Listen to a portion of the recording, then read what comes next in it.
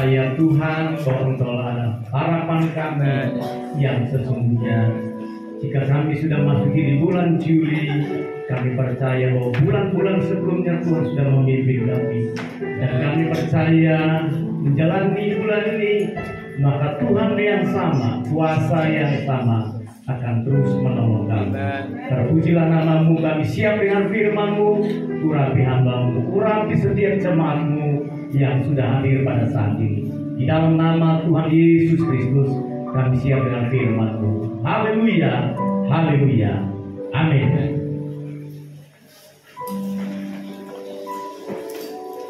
Shalom. Selamat pagi untuk kita semuanya, Bapak, Ibu, dan saudara-saudara yang kasih Tuhan. Kita bersyukur bahwa kita sudah memasuki bulan Juli yang penuh rahmat dan berkat Tuhan. Artinya kita sudah melewati 6 bulan. Kita akan terus maju sampai mengakhiri pertandingan di tahun ini. Saudara, topik khotbah saya, kita sedang baca sepanjang minggu dan bulan dalam pembacaan Alkitab. Kita baca dalam kitab Mazmur. Kalau saya membaca mulai dari pasal 1, 2, 3, dan tadi pagi karena doa malam paginya kita baca pasal 5 dan 6. Sungguh sesuatu yang begitu luar biasa, saudara-saudara. Bagaimana Daud menceritakan hubungannya dengan Tuhan. Kitab Mazmur itu bicara kitab yaitu kidung pujian, pujian, penyembahan, mazmurnya kepada Tuhan. Dikala dia dalam kesusahan, dia bermain kecapi. Dikala dia dalam kesusahan, dia memuji Tuhan. Dikala dia kesusahan, dia membangun hubungan dengan Tuhan. Dan saya percaya, saudara, setiap pembacaan kita setiap pagi, Alkitab setiap pagi, maka saya yakin, saudara, firman yang saudara baca itu akan menjadi rema, menguatkan saudara. Jadi kalau pagi-pagi dari gereja kan ada bacaan, dibaca itu sampai selesai. Maka saudaraku, dari antara pasal 1 dan sampai pasal 6, saya ambil di pasal yang ketiga, bagaimana Daud punya keyakinan sekalipun dia dalam kesusahan, dia yakin bahwa Tuhan yang dia sembah, Tuhan yang dia puji pasti menolong dia. Kita lihat dalam Mazmur pasal yang ketiga, ayat 1 sampai ayat yang ke-9. Topik khotbah saya adalah dari Tuhan tempat pertolongan dan berkat.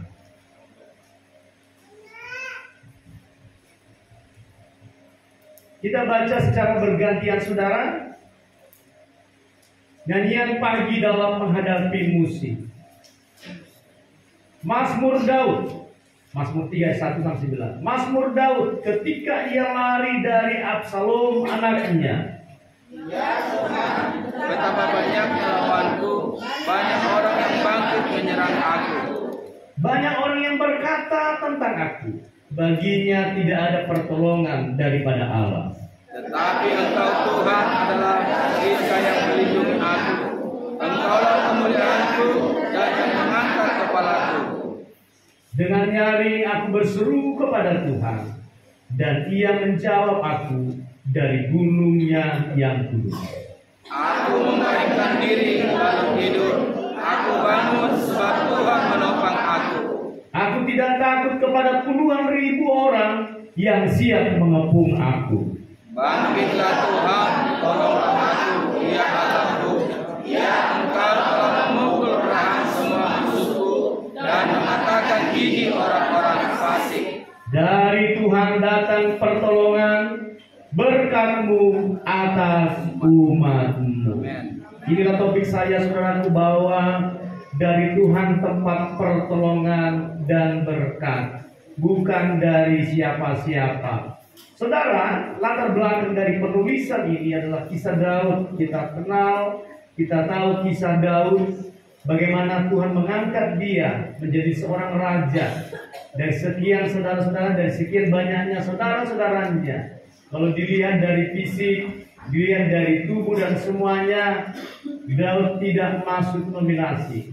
Tetapi saudara-saudaraku, kalau Tuhan yang sudah memilih, Dia tidak melihat gantengnya, tidak melihat parasnya, tetapi Tuhan melihat hati.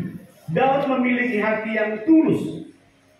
Dari mana kita tahu bahwa Daud memiliki hati yang tulus? Terlihat dari ketika dia adalah seorang pengembala dari beberapa ekor milik orang tuanya. Dikatakan Daud itu sering di padang. Dia mengembalakan beberapa domba milik ayahnya, bukan miliknya. Kalau milik kita mungkin kita akan serius mengelola. Kalau milik kita mungkin akan serius untuk mengembalakan. Tetapi dikatakan bahwa domba atau kambing yang digembalakan oleh Daud itu bukan miliknya, tapi milik ayahnya. Sekalipun itu milik ayahnya, itu terlihat bahwa Daud adalah orang yang setia. Daud adalah seorang pekerja keras, maka hasil dari kesetiaannya. Daud adalah orang yang jujur. Daud adalah orang yang tulus, maka hasil dari ketulusan kerja kerasnya Tuhan memilih dia. Jadi saudara-saudaraku, jangan pernah lelah menjadi orang yang tulus. Katakan amin. Jangan lelah menjadi orang yang jujur. Jangan lelah menjadi orang yang setia. Jangan lelah menjadi orang yang kerja keras.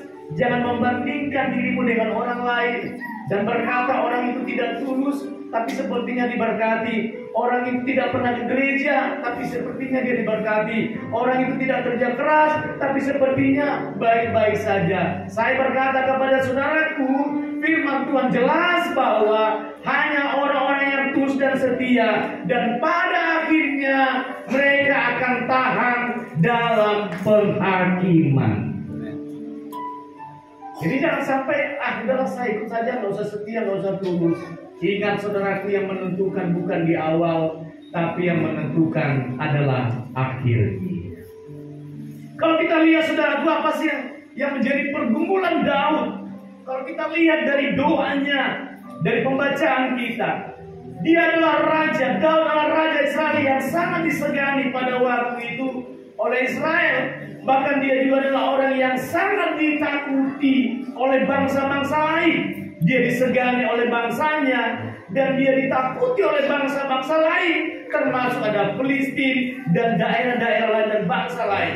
Tetapi saudara-saudaraku, sekalipun Daud adalah seorang yang hebat, tetapi Daud adalah manusia biasa. Sekalipun dia raja yang hebat, raja yang disegani dan ditakuti, tetapi Daud juga punya pengalaman. Pengalaman apa yang dialami saudara-saudaraku? Dikatakan bahwa dalam ayat 1 ada namanya, yaitu anaknya Absalom. Anaknya sendiri, saudara-saudaraku, Absalom memberontak dan mengkhianati Daud. Maka dikatakan dalam Alkitab bahwa Daud itu sangat berduka dan susah hati di saat anaknya sendiri mengkudeta Daud. Tolong saya dibantu di dalam 2 Samuel 15 ayat 13. Tolong saya dibantu. 2 Samuel 15 ayat yang ketiga dulu, ayat yang ketiga. Ya. Maka berkatalah Absalom kepadanya, lihat, perkara itu baik dan benar, tetapi dari pihak raja tidak ada seorang pun yang mau mendengarkan engkau. Perhatikan saudara, Absalom, dia mulai mengkudeta ayahnya Daud. Kalau kita lihat mulai dari awal sesudah itu Absalom menyediakan bagian sebuah kereta serta kuda dan 50 orang yang berlari depannya. Absalom mulai membangun satu kekuatan. Untuk apa? Mengkudeta Daud, saudara-saudara. Dia mulai mempengaruhi orang-orang Israel ketika mereka mau menghadap raja. Maka Absalom berdiri dan berkata, lihat, perkaramu itu baik dan benar. Lalu dikatakan, tetapi dari pihak raja tidak ada seorang pun yang mau mendengarkan engkau. Absalom mulai mempengaruhi orang Israel yang akan datang untuk memberitahukan perkara mereka.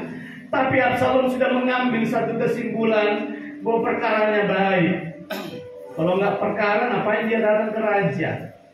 Tapi Absalom menyimpulkan bahwa perkara mereka itu baik. Yang kedua, Absalom berkata bahwa raja, baik pihak istana, tidak ada yang akan mendengarkan engkau. Ada provokasi. Hati-hati saudara-saudara. Jangan sampai saudara menjadi orang yang memprovokasi. Udahlah, nggak usah ke gembala lagi, nggak usah gereja, nggak akan ada yang dengar kau. Hati-hati. Engkau mirip Absalom. Amin. Jaga mulut saudara-saudara. Ini nggak main-main saudara. Mungkin waktu saudara bicara lepas seperti tidak ada masalah, tapi itu sudah diikat Tuhan, sudah ditangkap Tuhan. Ini yang dilakukan oleh Absalom. Dia mulai membangun, dia melakukan satu pemberontakan, mengkudeta. Dia mengumpulkan orang-orang terbaik dari Daud, mulai dari imam, semuanya dikumpulkan oleh Absalom untuk mengkudeta Daud. Tapi ingat, Daud itu pilihan Tuhan. Maka dikatakan Alkitab, puluhan ribu pun lawan-lawannya dikalahkan, apalagi ini 50 orang. Daud itu pilihan Tuhan, bukan pilihan manusia. Daud itu adalah raja yang ditempatkan Tuhan. Sekalipun anaknya Absalom yang akan mulai mengkudeta Raja Daud, tetapi saudara-saudara kasih Tuhan, memang tidak tahu, Daud tidak tahu apa yang dilakukan oleh Absalom. Daud tidak tahu apa yang dikerjakan, tetapi saudara, Daud punya orang-orang terhebat. Kan ada intelnya, ada intelijennya, ada mata-matanya kalau istilah sekarang. Jadi apapun yang kau katakan tentang orang lain, itu pasti sampai ke orang. Jangan bilang-bilang ya. Bolak tuholu bahwa. Pernah nggak begitu saudara? Pernah. Kita sering ini, kita pelaku dulu. Tapi setelah terus Tuhan nggak mau lagi bilang-bilang, tapi dibilang. Absalom berpikir bahwa orang yang dikumpulkan itulah orang terbaik dan bisa menjaga rahasia. Tapi Absalom lupa bahwa ada Tuhan, mata yang selalu melihat siapapun orang-orang yang ada di bumi ini, termasuk Absalom. Maka ketika ada orang Israel datang, Absalom mempengaruhi, udah, nggak usah ke gereja, nggak usah ke istana, nggak usah kemana, akan dengar tahu. Yang kedua saudara, Absalom sedang membangun opini tentang kejelekan Daud dan istana. Karena udah nggak usah, boleh perkara benar. Kalau nggak benar perkara apa dia akan terjadi. Tapi Absalom memutuskan, udah perkaramu sudah benar, nggak usah pergi, nggak akan ada yang dengar kau. Raja pun tidak akan mau dengar engkau. Daud tidak tahu itu. Di luar keterbatasan, di luar kemampuan Daud, tidak mungkin semua diurusi. Ternyata saudara, anaknya sendiri yang akan mengkudeta Daud. Saudara-saudaralah anak-anakku, anak-anak rohani, katakan amin. Kalau ada orang datang gereja dan bilang, jangan ke sana, gereja itu sudah nggak benar. Gereja itu sudah bisnis. Lihat aja pengembangannya. Ya, WKB-nya sudah dirontokkan bambunya. Sekarang diisi urukan. Udahlah, nggak akan mau dengar. Lihat aja gembala, cincinnya sudah besar. Untuk saya pakai cincin saudara. Itu bukan ranahmu untuk menyampaikan yang seperti itu. Jangan menyentuh urapan Tuhan. Jangan. Memang waktu saudara bicara enak sekali lepas landahnya, karena sudah mungkin pahit sama pendeta, pahit sama gembala, pahit sama PKS, pahit sama teman-teman sepelayanan. Dia lupa diri, dia hanya menyampaikan seenaknya, tapi dia tidak tahu apa yang akan terjadi dampak dari perkataan. Tapi saudara, Daud membiarkan saja. Dia mungkin sudah tahu, sedikit dia sudah dengar, dia sudah tahu. Tapi Daud tidak mempersoalkan itu. Justru Daud menjadi gundah gulana. Dia susah, tapi dia yakin dia punya Tuhan yang akan membelanya, yang menolongnya. Maka saya katakan kepada saudara, kalau ada yang membuat engkau susah, tidak perlu saudara respon. Lebih baik saudara diam, doa, dan makan banyak. Ngapain saudara susah mikirin kata-kata yang seperti itu? Lebih baik sudah berdoa, ada Tuhan yang menolong. Saudara yakin gak saudara ini orang yang diurapi? Saudara yakin gak bahwa saudara ciptaan mulia? Kalau yakin, biarkan penciptanya yang mengurus. Orang mau bilang apa tentang saudara, ada penciptamu yang menjaga engkau. Mau engkau dihina, diejek, mau dibully, mau diapain pun, ada Tuhan. Makanya saudara jangan susah oleh karena itu. Lebih baik saudara susah. Kok bisa ya Tuhan? Aku rindu supaya dia bertobat. Itu lebih baik kita susah seperti itu. Artinya apa? Mengasihi orang yang seperti itu. Daud punya kasih terhadap anak yang luar biasa. Walaupun ada dari panglima, dari prajuritnya berkata, Raja, biarkan aku untuk membunuh, untuk menebas lehernya. Tapi Daud tidak memperbolehkan. Saya yakin saudara, ketika ada orang yang mengejek, membuli pendeta, engkau akan datang kepada saya. Pak Pendeta, biar saya gorong. Saya akan bilang, enggak perlu. Karena tugas kita bukan itu, tapi tugas kita untuk membawa dia, menerangi dia, untuk boleh datang ke jalan yang benar.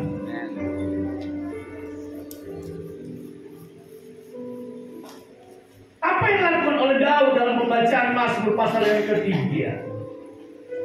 Hal yang pertama, saudara-saudaraku, yang Daud lakukan adalah Daud menyadari bahwa kerajaannya dalam bahaya. Daud tahu bahwa kerajaannya dalam bahaya. Dari mana kita tahu bahwa Daud menyadari kerajaannya dalam bahaya? Ayat yang kedua, ya Tuhan, betapa banyaknya lawanku. Absalom dan juga kumpulan-kumpulan yang lain yang bersinergi dengan Absalom untuk rencana mengkudeta Daud, itu dianggap lawannya. Yang berseberangan itu dianggap lawannya, apalagi mengkudeta. Banyak orang yang bangkit menyerang aku. Dari sisi kelemahannya dia mulai diserang. Ya, dari sisi banyak hal, karena Daud ini kan orang yang populer, orang yang terkenal. Maka iblis pun akan pakai orang untuk menyerang dia, menghancurkan dia. Tapi ingat, Daud adalah pilihan Tuhan. Daud adalah raja yang diurapi oleh Tuhan. Dia menyadari betapa banyaknya orang yang bangkit menyerang dia. Orang berkata tentangnya, tentang Daud, bahkan orang berkata tentang Daud. Apa yang dikatakan orang tentang dia? Baginya tidak ada pertolongan daripada Allah. Sudah tidak ada lagi pertolongan, sudah hilang urapan, sudah tidak dipilih Tuhan lagi menghakimi.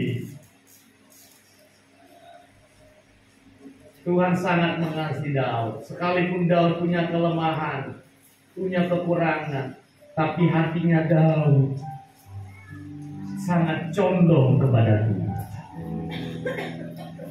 Hari-harinya hanya memuji Tuhan. Dia bermain kecapi, dia menyembah Tuhan. Kalau kita lihat dalam kitab Mazmur ini, ada gendang, ada gambus, ada kecapi. Semua itu ditujukan hanya untuk memuliakan Tuhan. Seharusnya kalau kita tahu dan sadar, kita punya banyak tantangan dan kesusahan dan kesukaran. Yang harus kita lakukan adalah datang menyembah Tuhan dan meninggikan Tuhan. Bernyanyi memuji Tuhan, meninggikan Tuhan, mengagungkan Tuhan, dan menyampaikan, saudaraku, apa yang menjadi kesusahan, apa yang menjadi keluh kesahmu, sampaikan kepada Tuhan. Jangan sampaikan ke Facebook. Bilang amin dulu. Sampaikan kepada Tuhan. Buat doa ini, ya Tuhan, itu boleh, tapi doa begini. Ya Tuhan, begitu banyaknya lawan-lawanku, banyak yang menyerang aku. Langsung buat di bawahnya Mazmur 3 ayat 1 sampai 9, supaya itu tidak menjadi karanganmu. Waktu engkau gundah gulana, sampaikan ke Tuhan. Jangan sampaikan ke IG, dan itu akan menjadi gigi. Sampaikan ke Tuhan, duduk di kaki Tuhan, berdoa kepada Tuhan. Sampaikan menangis, mencium kakinya Tuhan, artinya bersujud di kaki Tuhan. Sekalipun saat itu belum ada pertolongan, tetapi engkau sudah mendapat pertolongan. Minimal hatimu sudah beres, nggak luka, nggak pahit. Jangan simpan kepahitan. Bilang kanan kiri, apakah engkau senang kepahitan hari ini? Bilang sebelah. Dan katakan lagi, sepertinya wajahmu terlihat dalam kepahitan. Bebaskan roh. Haleluya. Ada orang berkata bahwa Daud sudah tidak lagi ditolong Tuhan. Kenapa? Karena terlihat banyaknya pergumulan. Kadang-kala kita mengikut Tuhan, kita sudah setia kepada Tuhan, lalu berbeda dengan fakta yang dihadapi, yang dilihat oleh orang dunia. Kok dia semakin ke gereja, kok semakin tidak punya uang, kok semakin banyak persoalan. Untuk itulah engkau dipanggil. Tapi bedanya adalah waktu kita menghadapi kesusahan, bedanya waktu kita menghadapi kesukaran, wajah kita penuh dengan sukacita. Nyanyikan dulu badai dan gelombang. Bisa nyanyi kan? Badai dan gelombang menerpa hatiku. Kapalku ya.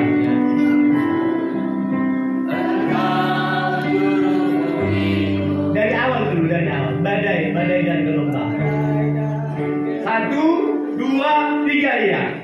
Badai dan gelombang menerpa kapalku. Yesus, Engkau juru mudiku. Siapa juru mudi kita, Yesus? Akan tenggelam, ku tak akan goyah.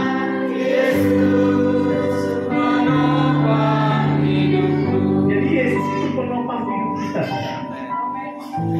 Badai dan gelombang yang datang menerpa kapal kita, ya memang goyang. Jadi bahkan di waktu saudara ada di perahu, lalu tiba-tiba ombak datang, kapal kita digoyang kan? Waktu digoyang saudara bilang apa? Yesus, tolong aku. Sampai kita ke tujuan tetap digoyang, tapi selamat. Nggak langsung berhenti. Waktu bilang Tuhan tolong aku, kita terus digoyang. Perhatikan sepanjang hidupmu, imanmu, ekonomimu digoyang. Haleluya. Artinya ombak, badai tidak akan berhenti menerpa kapal kita. Tetapi selama kita ada di dalam Tuhan, walau ombak, walau badai yang menerpa kapal kita digoyang ke kanan, digoyang ke kiri, justru goyangan itu membawa sukacita. Bilang sama istri, enak juga ya mama. Waduh, ada kesusahan, ada persoalan kita, oh enak juga ya. Tapi sampai pada tujuan, itulah jawaban doa kita. Tuhan penopang. Daud tahu bahwa Allahnya yang dia sembah, Allah yang sudah memilih dia, sekalipun diluaskan dia, bahwa anaknya mengkudeta dia, tapi dia tahu Allahnya yang akan menolongnya. Dia tahu Allahnya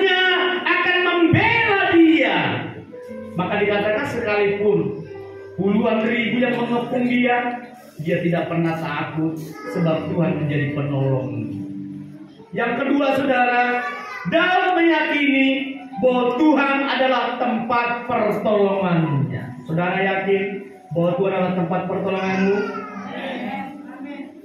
Bukan orang, bukan manusia, bukan keluargamu, bukan itu, bukan kekayaanmu, hartamu menjadi tempat pertolonganmu, tapi Tuhan. Dolar hari-hari ini cukup signifikan naiknya, saudara-saudara. Dulu waktu tahun 98, karena dolar naik maka terjadi kerusuhan. Tapi kita lihat, mau naik pun dolar, mau setiap tahun, mau berapa pun naik, tetap sukacita. Kenapa? Karena kita tahu kalau dulu pun Tuhan cukupkan, sekarang pun dicukupkan. Makan cabai kayak ini. Saya berapa makan di tempat-tempat saudara-saudara, udah harga cabai naik tapi tetap pedas. Berarti tidak ada pengaruh hal itu dalam kehidupan kita. Maka Daud meyakini bahwa Tuhan adalah tempat pertolongannya. Sekalipun Absalom bersama dengan orang-orangnya yang bersekutu yang akan mengkudeta Daud. Kalau kita baca lagi selanjutnya, bagaimana Absalom minta izin kepada raja untuk pergi dia ke Hebron. Daud berpikir baik, Daud berpikir positif bahwa Absalom ke sana untuk menyembah atau suatu hal yang dikerjakan. Tapi justru saudara, yang dilakukan Absalom adalah membangun satu kekuatan akan memberontak Daud.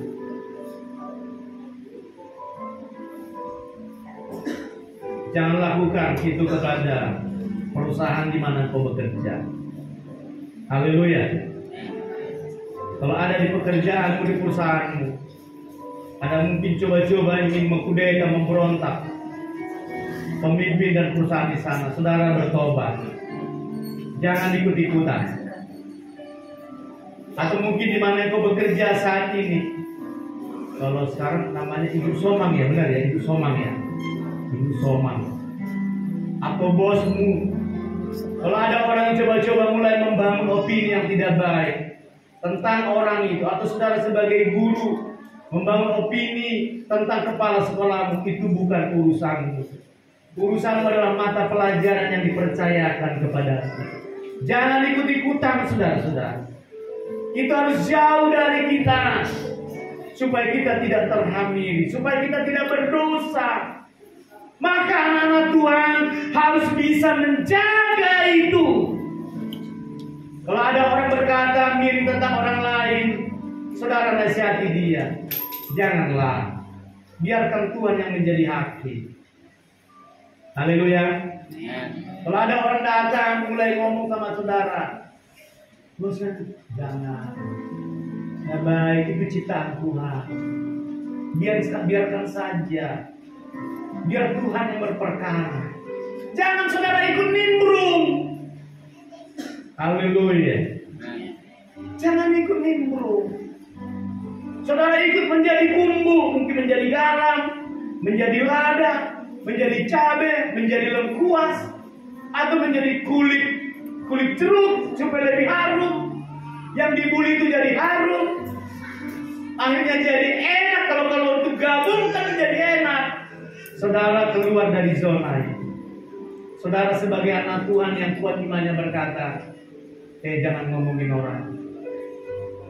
Apalagi pemimpin, apalagi PKS, apalagi gembala. Saya sedang tidak membangun benteng. Lihat hari-hari ini saudaraku, banyak orang sekarang sangat gampang membuli pendeta, gembala, padahal itu adalah orang yang diurapi Tuhan.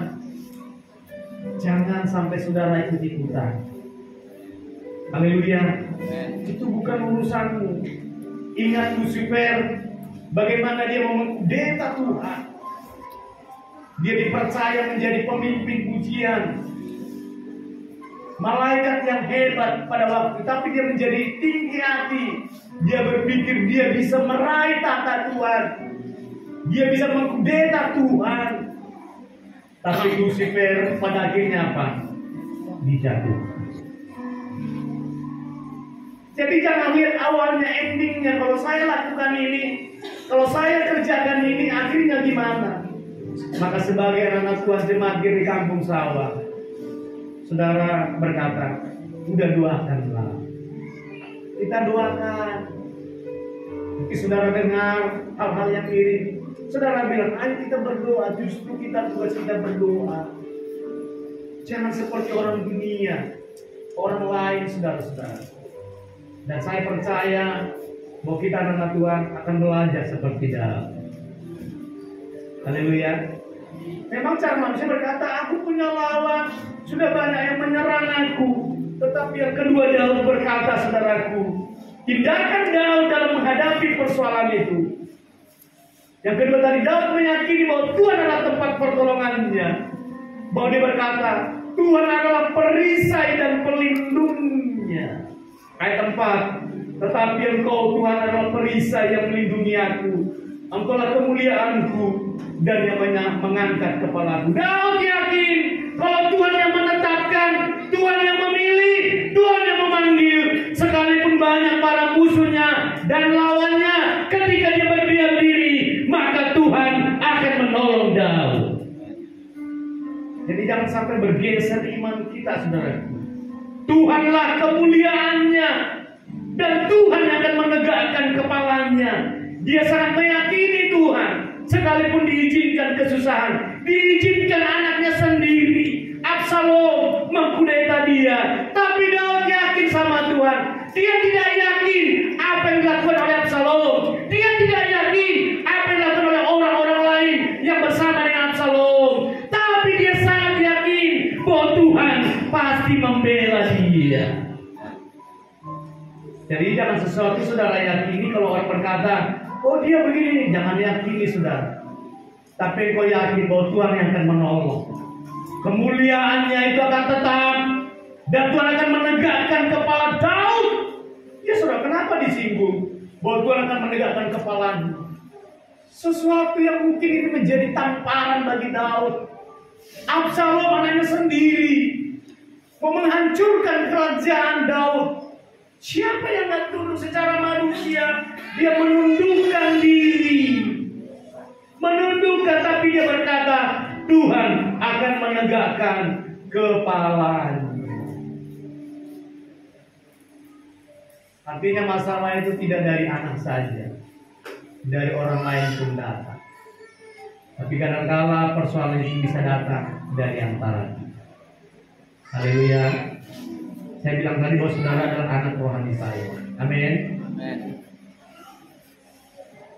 Ya sekalipun saudara keluar dari gereja ini, kemanapun itu pergi, tetap harus menjadi hal yang terbaik saudara pernah cerita. Ingat ketika saudara dididik belum apa-apa, ya kan, datang ke sini kita berdoa menyembah Tuhan, kita doakan. Ya kalaupun saudara tidak suka dengan gereja ini, tapi ceritalah hal-hal yang baik. Haleluya. Iya saya dulu gereja itu waktu saya begini, saya begini. Waduh, Tuhan tolong saya, doa saya dijawab. Jemaat semua bersehati mendoakan saya. Saya sangat rindu dengan gereja itu. Itu saudara, jangan malah keburukan orang, keburukan yang lain saudara ceritakan. Jangan. Nanti saudara berdosa, lebih banyak dosamu daripada orang yang saudara ceritakan. Dan saudara akan memulai. Dan saya lihat ada beberapa orang juga, waktu mereka keluar dari sini, mereka dipakai Tuhan loh, senang kan? Dipakai melayani, dipakai gua, saya senang dengar ya. Artinya gereja ini memang sudah mempersiapkan. Kalaupun keluar tapi dipakai, bukan malah meninggalkan Tuhan. Senang dengarnya saudara. Saya bilang, Tuhan terima kasih, Engkau pakai dia. Di mana kau sekarang? Oh di sini. Di mana saya harus saja melayani Pak? Saya sudah sebagai ini Pak. Saya sudah guru. Senang loh, bangga. Coba kalau mendengar, kau sebagai apa sekarang? Sebagai preman Pak, premakan. Sedih dengar. Saya nggak senang kalau mereka jadi begini. Saya senang justru apa? Dipakai Tuhan dengan dahsyat, diurapi lebih daripada Pak Samuel, dipakai diurapi tumpang tangan, hanya jatuh. Kita senang, saudara-saudara. Maka saya percaya saudara adalah anak-anak rohani, biar terus didoakan, terus menyembah Tuhan. Maka saudara, apa yang dilakukan Daud terhadap Absalom? Orang Pak dibaca 2 Samuel pasal yang ke-17. Lihat ini Daud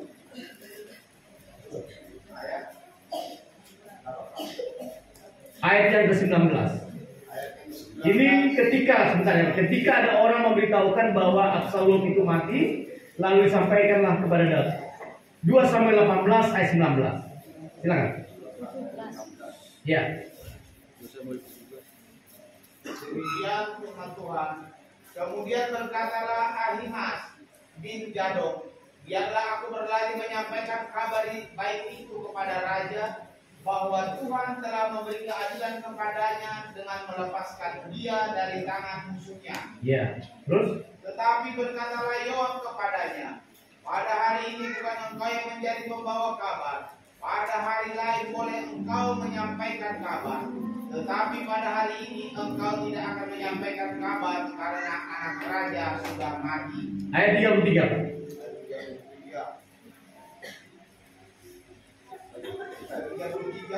Maka terkejutlah raja dan dengan sedih ia naik ke anjung pintu gerbang lalu menangis. Dan beginilah perkataannya sambil berjalan, anakku Absalom, anakku Absalom. Kalau aku mati menggantikan engkau Absalom, anakku. Perhatikan saudara, akhir dari kehidupan Absalom sebagai pengkudeta atau yang mengkudeta, yang memberontak ayahnya Daud, dia punya akhir yang tragis. Waktu ada orang datang, yaitu Ahimaaz. Siapa yang senang, saudaraku? Orang ini berpikir bahwa Daud membenci Absalom. Lalu Yoab dan Ahimaaz ingin berlomba-lomba menyampaikan kabar bahwa Absalom anak raja itu telah mati. Mereka berpikir kalau Daud senang mendengar berita itu. Tapi Daud tidak punya model seperti itu. Senang nggak kalau saudara ada orang yang mengejek saudara, mengutuk saudara, menghina saudara, tiba-tiba mati. Lalu ada orang datang dari jauh-jauh dari Pekanbaru untuk memberitahukan kepada saudara, siapa itu udah mati yang pernah mengata-ngatain engkau, udah dilindas oleh kontainer, palanya pecah, matanya 2 hilang, langsung ke laut. Kakinya pisah, jarinya tercabik-cabik. Ini berlomba-lomba mau menceritakan kepada Daud. Mereka berpikir Daud senang mendengar berita itu. Kita ini tidak seperti Daud. Kalau dengar musuh kita mati atau orang pasti saudara senang. Senang nggak? Yes.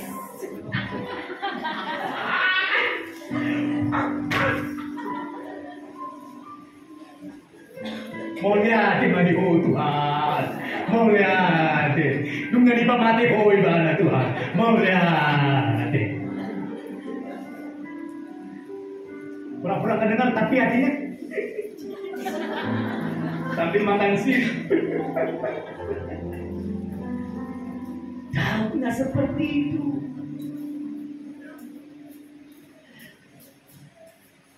Waktu Daud dengar dia terkejut. Tahu nggak respon Daud? Mungkin yang bilang, mereka berpikir kalau mereka sudah lapor ada bonus, gaji apel, gaji ke-13. Tapi Daud tidak seperti itu. Dia bilang apa? Absalom, anakku.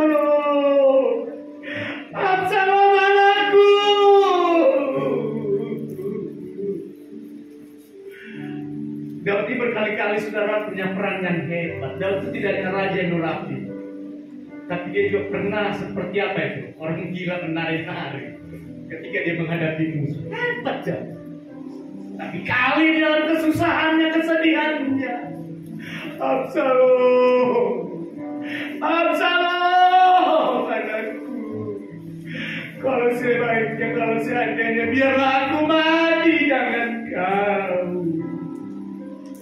Kalau kita enggak, terima kasih Tuhan.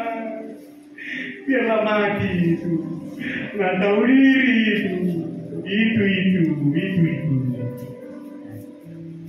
Daud sudah seperti dia merongrong, dia menangis, dia sedih, sampai dikatakan dia tidak makan, tidak mau makan. Sedih mendengar keadaan Absalom. Haleluya. Bilang dulu amin. Maksud saya, jangan mirip seperti Absalom. Akhirnya kematian.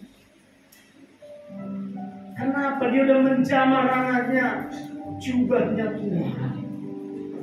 Artinya tidak pandang bulu, mau Absalom pun itu anak raja. Tapi kalau sudah menyentuh urapan kemuliaan yang Tuhan beri, maka kematian yang terjadi memang tidak terlihat secara manusianya.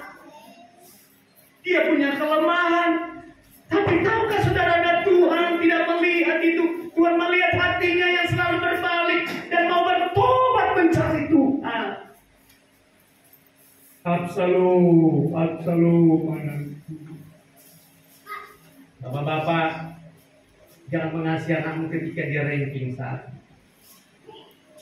Amin. Absalom, mulia kau ranking 1. Waktu dia tidak ranking 1, Absalom, bodoh kau.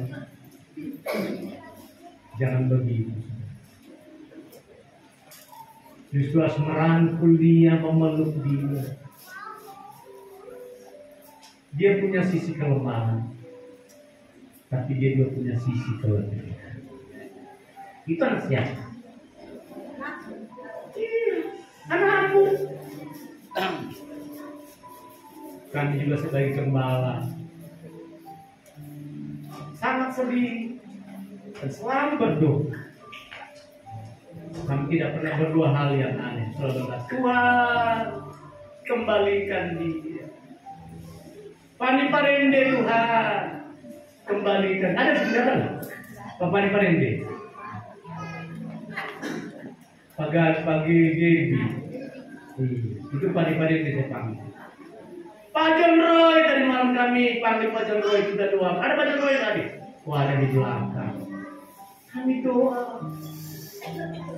Pak siapa lagi? Pak Mau Tuhan, ada tadi.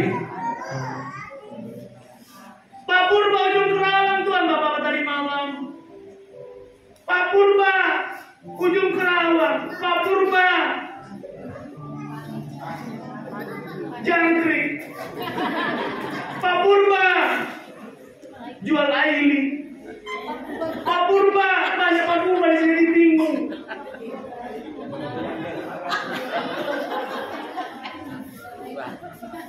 Kita doa terus, saudara. Pak Sibuan Tuhan, kami doa. Semua bapak-bapak, Pak Arga bertanya kemana? Ke Bogor. Padahal lagu udah siapkan baik-baik, baru kali ini lagunya mulus.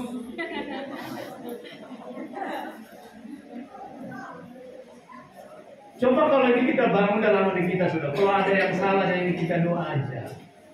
Bilang dulu amin. Amin. Jangan bangun opini. Belum tentu itu benar. Kalau itu salah, kembali kepada Tuhan. Kita doa Tuhan. Ya, hari-hari kita berdoa. Sebagai gembala akan berdoa, berpikir. Maka sebagai pemimpin gembala memikirkan saudara. Kalau dengar ada ini masalah Pak, ini langsung balikin. Biar tahu saudara tidak mudah jadi gembala. Pling, semua panah-panah masuk. Jadi kalau gembala ini sakit jantung wajar saja, katakan amin. Jantungan dengan saudara.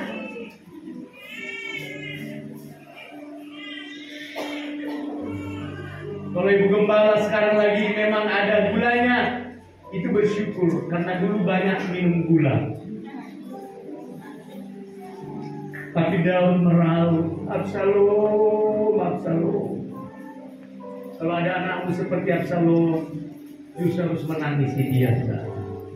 Jangan menghindari dia. Katakan dulu amin. Kalau ada antara anakmu mungkin lain daripada lain, saudara justru harus merangkul dia. Berdoa buat dia. Jangan menghilangkan dari keluargamu. Doakan. Ya syukur anakku satu, saudara. Hanya dia aja doakan. Lihatlah tingginya dan besarnya tidak tahu lagi. Doakan anakmu. Doakan supaya Tuhan tolong. Kalau belum terjawab, doakan.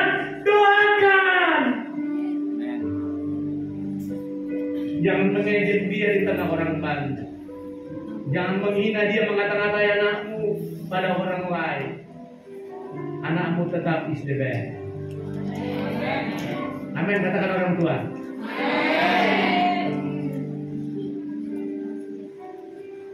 Bilang anakku, siapapun kau, mau nilaimu pun di bawah 5, tapi kau bodoh. Tapi memang bapak dulu bodoh juga. Kau masih bersyukur 5, bapak 2. Jadi kau menang 3. Mantap anakku. Tapi kan harusnya kau 8 anakku. Kenapa? Dulu bapak makan singkong. Kau sekarang udah makan keju, bodoh.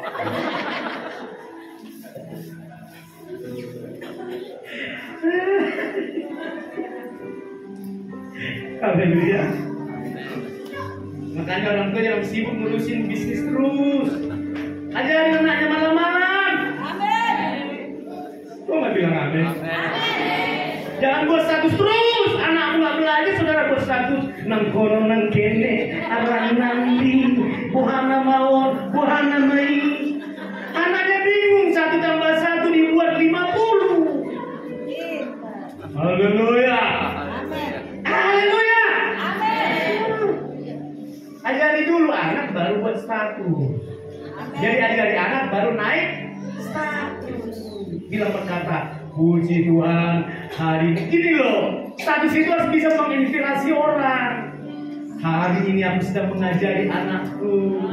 Waduh, tadi 1 tambah 1 dibuat 50, tapi aku bilang bukan 2. Kalau orang baca, dia pun terinspirasi. Udah salah selama ini. Dulu status dulu naik baru ajarin anak. Sekarang enggak, saya mau ajarin anak. Amin, ibu-ibu keluarga muda. Kalau kami yang sudah tua-tua ini mau naik status nggak ada masalah, nggak ada lagi yang diajari, nggak dibilang tambah-tambah pun dia langsung bagi. Sudah.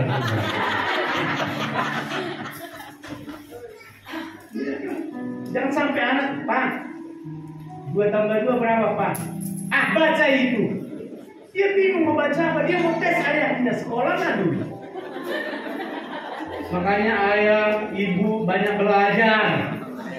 Dites, sekarang anak-anak banyak yang tes kita, benar nggak Bapak ini? Tapi nggak pernah buat tes manis. Oke, Ma, tahu nggak itu artinya ini nih? Kita nggak pernah tahu, anak sekarang kan tinggal buka Google. Kita boro-boro Google. Iya kan saudaraku. Sampai hari ini masih ada. Gimana ya si Bube itu? Katanya aku dengar Marga Nenggolan. Makanya saudaraku orang tua, ayo kasih waktu, apalagi keluarga muda. Dasar mereka itu harus kuat. Selain ke gereja komsel, makanya ibu bapak itu terima kasih yang terus mendorong anak-anaknya ke komselan gereja. Tapi selain itu juga harus ada waktu untuk mengajar mereka. Duduk, baca buku, lihat. Ada PR-nya enggak? Jangan sampai di sekolah anaknya dipukulin. Ada nggak PR? Kau nggak bilang-bilang kemarin.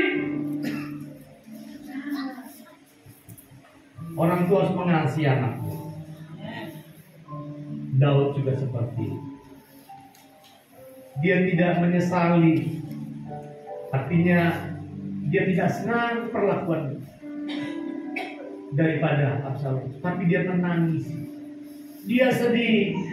Kenapa Absalom kau lakukan itu? Kenapa engkau mencoba mengkudeta? Tapi Absalom. Bukan Mama Salom maksud saya, Absalom. Seandainya pun mati, biarlah aku lebih dulu mati. Saudara mau nggak mati pada orang yang sudah mengkhianati engkau, sudah mengejek engkau, bahkan memviralkan engkau? Mau nggak mati dia? Bisa dan baik. Tapi Daud, dia nangis, dia sedih. Kita pun selalu sedih. Ketika dengar ekonomimu, engkau belum bekerja, kita doa di gereja, kita nangis. Tuhan, berikan pekerjaan, berikan jalan keluar. Ketika keluarga ini, kita doa Tuhan, berikan keamanan. Ketika saudara pergi keluar kota, Tuhan, buat bannya berputar, ya berputar bannya, saudara-saudara. Tolong jadi berkat di sana, semua kebutuhan dicukupkan Tuhan. Memang kami tidak datang, tapi saudara kita berdoa. Seluruh jemaat di kampung Saul, mulai dari PKS mendoakan saudaraku. Makanya ada payung perlindungan buat kita. Tidak pernah saudara dengar, tapi saudara alami nyata perlindungan Tuhan. Itu yang harus kita lakukan. Tetapi saudara-saudara kasih Tuhan, Daud menangis dan Daud berkata, Tuhan, kiranya Engkau yang menolong. Daud percaya bahwa Tuhan menjawab doanya. Tuhan pasti menopang Daud, bukannya dari sisi dia dikudeta, tapi Tuhan menopang Daud waktu menghadapi anaknya meninggal, Absalom. Lalu Daud meyakini tidak ada ketakutan bersama dengan Tuhan. Daud yakin imannya akan bangkit karena Tuhan akan memukul para lawan-lawan. Saudara banyak berdiam diri saja, banyak berdoa sama Tuhan. Tuhan akan bangkit. Kesukaran, kesulitan apapun yang saudara, Tuhan akan mengangkat kita. Dia akan menegakkan kepala saudara. Mungkin selama ini di lingkungan keluargamu, di arisan dimanapun saudara seperti orang yang tidak terpandang. Tapi ketika engkau meninggikan Tuhan, mengagungkan Tuhan, Allah sendiri akan menegakkan kepalamu. Engkau dimuliakan karena Tuhan. Engkau disegani karena Tuhan. Bukan karena banyaknya harta uang, tapi karena Tuhan yang membela engkau. Percaya pertolongan kita datangnya dari Tuhan dan berkat. Tuhan Yesus memberkati. Kita akan masuk dalam perjamuan kudus, saudara.